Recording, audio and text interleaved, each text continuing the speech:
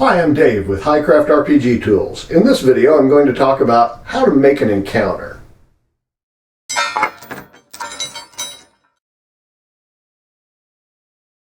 Remember that narrative is king. What is the purpose of this encounter? Is it simply to let the PCs flex their muscles and try out their new abilities? Or is it an information drop where the PCs are maybe going to find a piece of a map that belongs to one of the bandits that they've just encountered on the road? Or is it simply that you wish to establish the first element of the story? And you should always have an idea of what you're trying to accomplish in an encounter. Do some prep work. Have some names ready for your NPCs.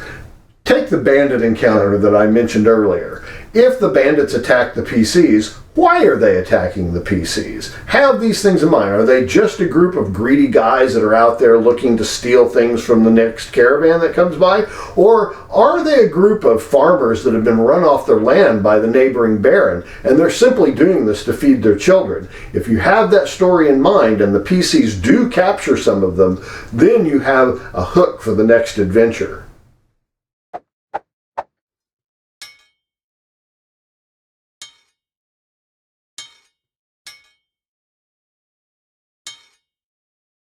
The Highcraft Encounter Builder has a challenge meter built into the top of it, but all of us who've played an Andy's campaign, we just call it the Death-O-Meter.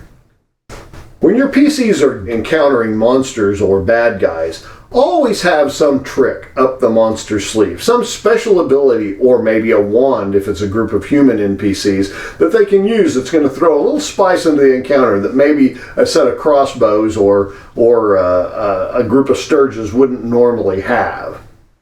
Also, if the encounter is progressing one way or the other, consider who has the element of surprise, who has the initiative, or which side has the bulk of the best initiative, and always prepare extra monsters. The characters may steamroll what you have prepared, and maybe they'll attract additional monsters or additional bad guys during the encounter, just to make it a little more challenging.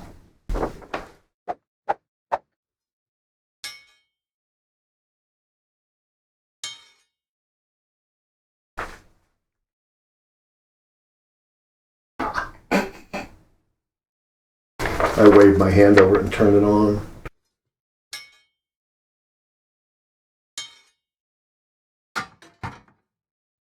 Also, don't be a slave to your dice. The dice are there as a guide, especially if you're rolling behind a screen. Don't let it ruin your encounter.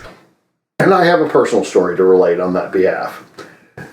I'd like to tell you about one of my biggest failures as a game master.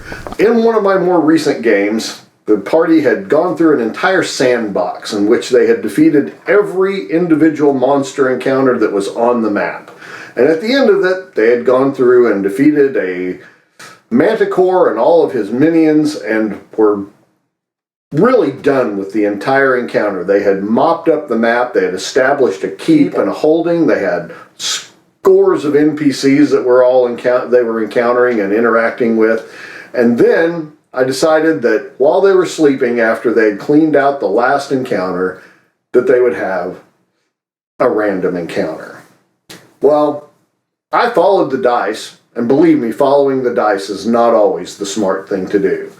It should have been a victorious return to the town with their NPCs cheering them on, but they were all beat up and they decided to take a long rest in the Manticore Cave. Well, they were in the mountains in the north of the Forgotten Realms, and if you know anything about that area, there are dragons around, right? Well, I rolled one. The random encounter said dragon, and so I decided, well, which type of dragon? I rolled that, and it was a blue dragon, and it was a large dragon. And there just happened to be a lair of large blue dragons in the area, so I thought, well, that makes sense. I think I'll let this happen. Well, that was a big mistake. The NPCs that they had brought with them all got slaughtered outside of the caves, and the PCs were forced to hole up in the cave and wait for the dragon to get bored with just picking the legs off of their NPCs. It was not a glorious return to town. They came back to town. They were dragging the bodies of their villagers back in with their tails tucked between their legs, having been completely defeated and demoralized by this blue dragon. And I decided that Like Bobby Ewing stepping out of the shower after being killed, this was a time for them to wake up from a bad dream while they were in the cave, and that the dragon encounter never really happened. But I felt horrible about it because they all went home that night, with a very bad taste in their mouth after what should have been a victorious session of, heroic action.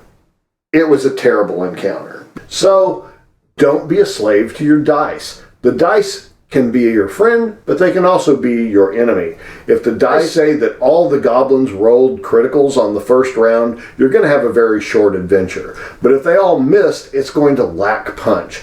Be willing to fudge your dice rolls in order to create some drama or to reduce the tension if necessary.